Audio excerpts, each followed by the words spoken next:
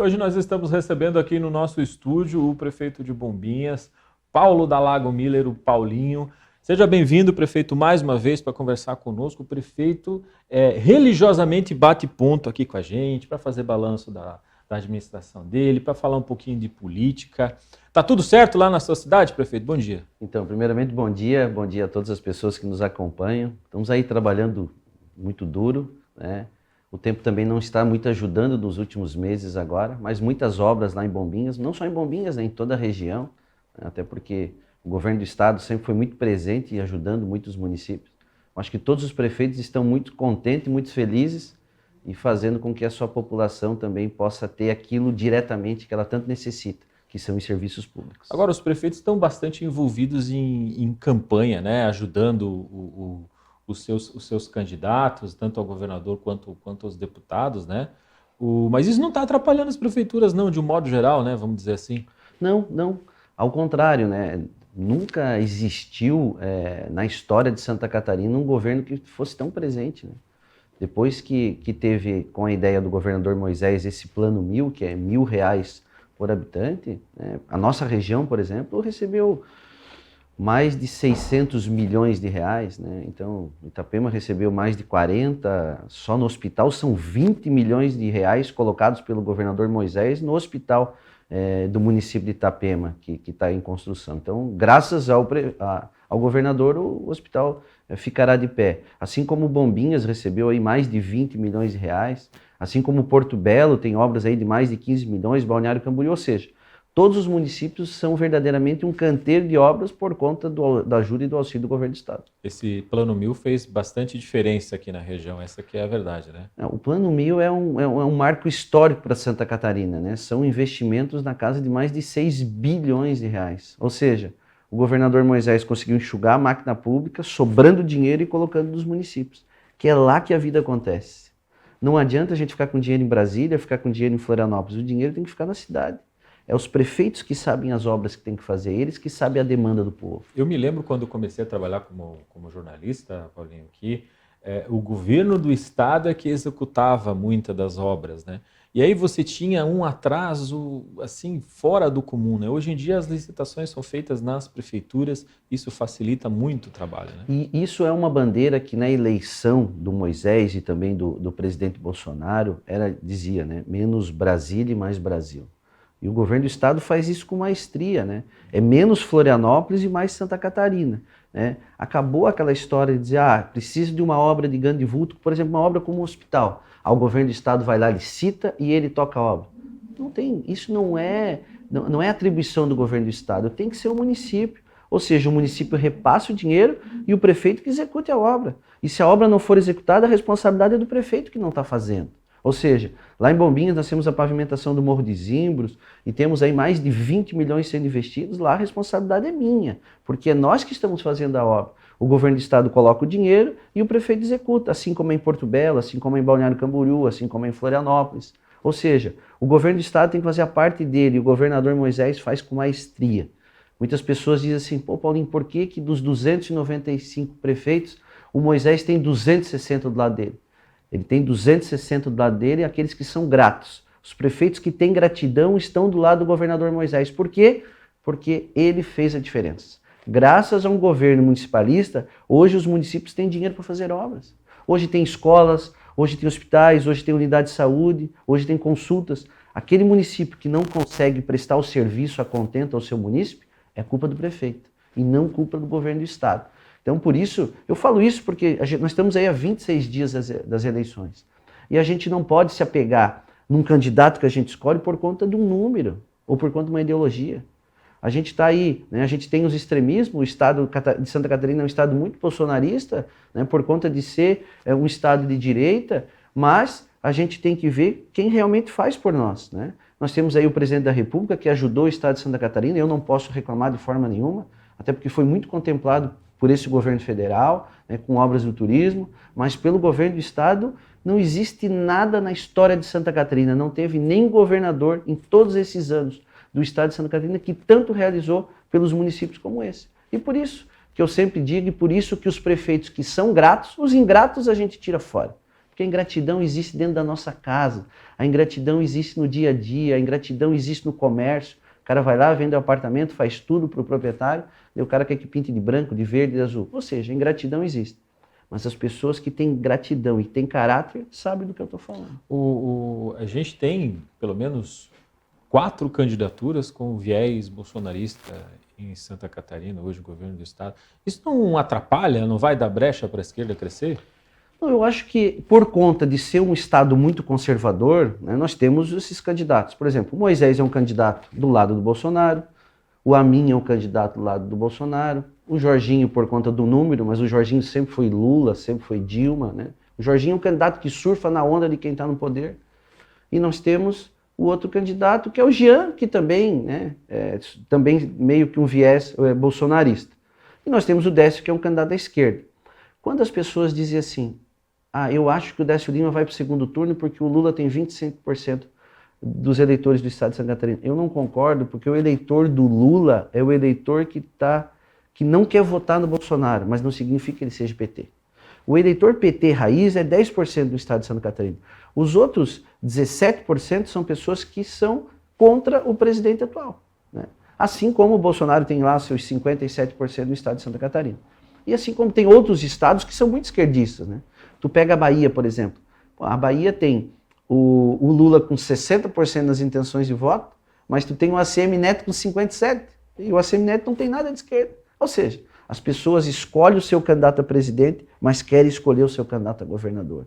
E eu acho que é isso que tem que acontecer.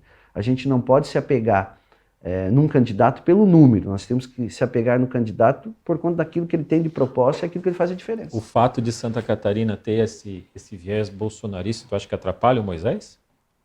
Por ele ser 10 e o Jorginho ser 22? Não. Tu ter um viés bolsonarista não atrapalha o Estado, porque eu digo que a questão não é um viés bolsonarista. O Estado de Santa Catarina é um Estado de direita e conservador. A figura do Bolsonaro representa isso para ele, porque em muitos não tem opção. Eu conheço muita gente que não queria votar no Bolsonaro, mas não vota em outro porque acha que se não votar no Bolsonaro, o Lula ganha a eleição. Eu acho que é isso que aconteceu, né? Se dividiu por conta de não ter opção, né? O Bolsonaro é um presidente que, né, quebrou paradigma, sem dúvida nenhuma, né, mas desagrada muitas pessoas pelo que fala, né, por conta da conduta. Assim como o Lula também é um cara que acho que passou no tempo, no último debate mesmo foi um desastre. Mas eu acredito que por falta de opção de outros candidatos, hoje briga Lula e Bolsonaro. Se tivesse uma opção de um candidato de centro, um candidato com novas ideias e que agradasse a população, tu pode ter certeza, nem Lula e nem Bolsonaro estariam sobrevividos. Mas não tem espaço para quem quer buscar uma eleição hoje com 60 dias de campanha? Não. Essa mudança na legislação, ela simplesmente terminou com essa questão de você colocar um nome somente durante o processo eleitoral e conseguir reverter uma situação. Ou o cidadão faz um trabalho anterior, né? E aí é por isso que a gente não tem um nome novo, um nome diferente. Mas é porque os partidos políticos assim, estão indo para o fracasso total. Porque durante os 4 anos, seja de governo A ou governo B, eles discutem espaço no poder. Eles não discutem construção de Brasil ou construção de um grupo.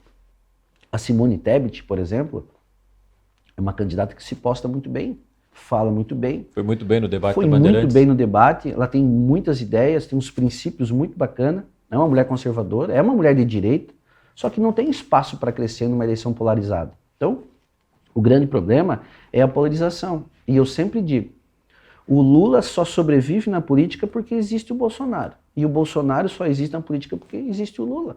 Se um desses 2 candidatos não estivesse disputando, pode ter certeza que teria uma terceira via. Teria um empresário de sucesso com coragem. Hoje, todas as pesquisas que se fazem no Brasil, as pessoas dizem o seguinte, eu gostaria de um candidato diferente. Como não tem um candidato diferente, ele polarizou. Então tem o Bolsonaro e tem o Lula. Se as pesquisas estão certas ou erradas, eu não sei.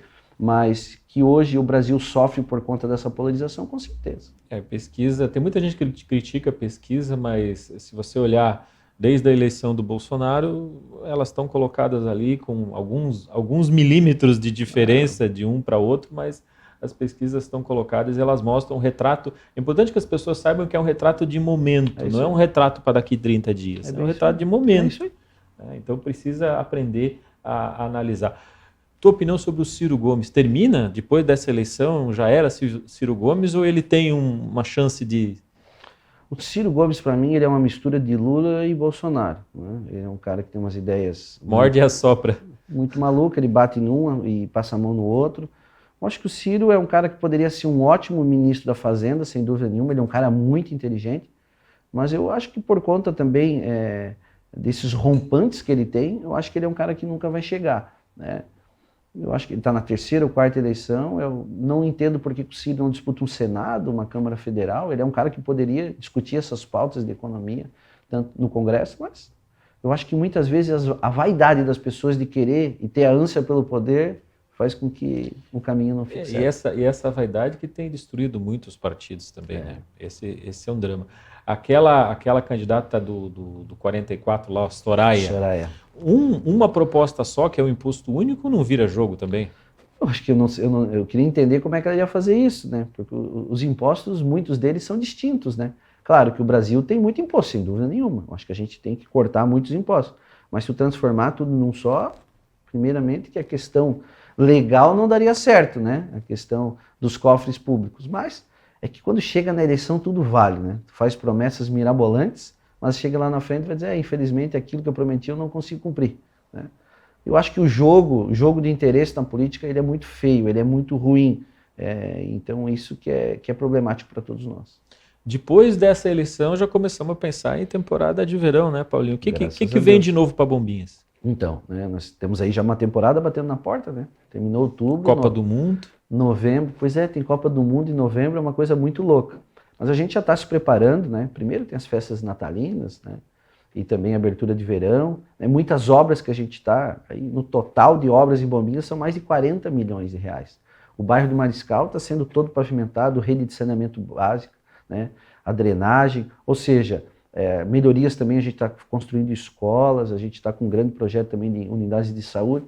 Ou seja, nós temos também um projeto que é muito importante, que é a ligação do bairro Mariscal ao bairro José Amândio, que vai cortar a cidade de Bombinhas ao meio e vai fazer com que as pessoas que queiram ir lá para o Canto Grande não precisem ir pelo Morrinhos ou pelo centro, que muitas vezes pegam um trânsito muito caótico, principalmente na temporada. Ou seja, muitos projetos e inúmeras ideias que a gente está fazendo. Essa avenida fica pronta agora para essa temporada? Não, a gente inicia o mais rápido possível, porque a gente está na fase dos licenciamentos ambientais, né? Terminando os licenciamentos ambientais, nós vamos licitar essa obra para iniciar. É uma obra aí que demora quase 2 anos para ela ser concluída, mas sem dúvida nenhuma será muito importante para a nossa cidade. E aí vai fazer depois da temporada? Isso. Ali não interfere na temporada, até porque é uma alça de acesso que o município não existe hoje, então ela não afeta diretamente, é uma obra que pode ser tocada. Claro, tem as questões legais da licitação que a gente tem que aguardar e as questões ambientais que estão sendo tratadas porque ali tem corte de vegetação e outras coisas mais, né? O Morro de Zimbros já vai dar para usar? O Morro de Zimbros, na parte de Bombinhas, a gente já está aplicando a segunda capa, né? Naquela última chuva grande a gente teve um desmoronamento, a gente está fazendo uma contenção lateral ali, mas vai poder usar sim. A gente também já está pavimentando um outro acesso que liga ao bairro ali para ter a mobilidade e também a questão do segundo acesso, né? Que é um acesso independente para Bombinhas, né?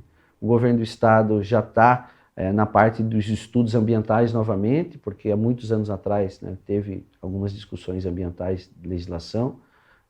O IMA já está cuidando disso, a questão de licenças ambientais. Um novo projeto está sendo desenhado por conta de uma zona já bem conurbada que tem no município de Porto Belo, né? Vamos tentar fazer um desvio para que a gente consiga sair da BR-101 e ligar diretamente ao município de Bombinhas. É uma obra avaliada em mais de 100 milhões de reais, recursos esses que estão vindo através da deputada Paulinha, né? Que vai fazer com que Bombinhas tenha um acesso independente, que será bom tanto para Bombinhas como para Porto Belo. Para Porto Belo também será maravilhoso, porque hoje Porto Belo também sofre muito com o trânsito pesado que vai para Bombinhas. Então, tu ter um acesso independente para a nossa cidade, sem dúvida nenhuma, Qual seria o traçado? Fiquei curioso agora, Paulinho. O traçado, a ideia seria mais ou menos ali, próximo ao depósito do Angelone, Ele entra ali, né, e sai ali diretamente na BR. Que hoje já é a entrada para Porto Belo e Bombinhas. Seria mais ou menos ali, tu entra por ali, corta por trás ali de Santa Luzia, ali o bairro Vila Nova, aquela morraria ali, e daí desemboca diretamente aonde existe hoje já o Morro de Zimbros, né, pelaquela parte da estrada antiga que existia. Então, lá na Caixa d'Água. Então, quem vem de Bombinhas sobe o morro, pega a esquerda ali na Caixa d'Água e a estrada vem direto à BR-101. Seria uma maravilha, né? E é um sonho que será realizado, pode ter certeza. Licitado demoraria quanto para fazer? Em torno de uns 3 anos aquela obra ali. 3 anos. Muita movimentação de terra, bastante, pedra. Bastante. Tem também desapropriação? Por esse novo traçado, só desapropriação de área, não desapropriação de casas. De benfeitoria. Por isso que a ideia é desviar justamente por conta disso. Evitar o máximo possível de desapropriação de benfeitoria. E o que tu espera desse fim de ano? Tu espera melhor que o ano passado? O ano passado a gente falou que era a temporada da retomada. Esse ano é o quê? Esse ano é um ano diferente por ser um ano eleitoral, né? E por conta de ser um ano eleitoral também existe muitas pessoas que deixam de investir. Acho que o setor imobiliário de Itapema já sente isso, né? O setor imobiliário de Bombinhas e Balneário Camboriú, todo mundo comenta que como é um ano eleitoral as pessoas meio que ficam com receio de investimentos diretos. Né? Mas eu acredito que sim, é um ano de continuidade do ano passado, depois de uma volta de uma pandemia, que o ano passado já foi muito bom. Eu acho que a economia, né, brasileira também deu uma invertida, ela deu uma melhorada, né? A baixa do combustível diretamente afeta isso. Ou seja, a economia ela tá numa crescente. Eu acho que por conta da economia estar numa crescente, faz com que as pessoas também usufruam mais e se beneficiem mais das férias, né, ou de estar com a família em lugares mais abertos, né? Então eu acho que as praias, sem dúvida nenhuma, farão toda a diferença. Paulinho, obrigado por ter vindo conversar com a gente mais uma vez. Se quiser deixar mais um recado para o povo aí, a câmera está aberta. Eu que agradeço, quero dizer que Bombinhas está de portas e de braços abertos a todos vocês, né? Digo novamente, nós estamos num período eleitoral, no ano eleitoral, nós devemos votar naquelas pessoas que realmente fazem por nós. Não devemos votar pelo número de partido e também por conta de benefícios diretos, né? Nós temos que votar naquelas pessoas que olham pela região e que fazem pela região. E por isso que eu digo, o governador Moisés hoje tem todos os méritos e todos os apoios dos prefeitos e nossos justamente por isso, por fazer a diferença. Obrigado.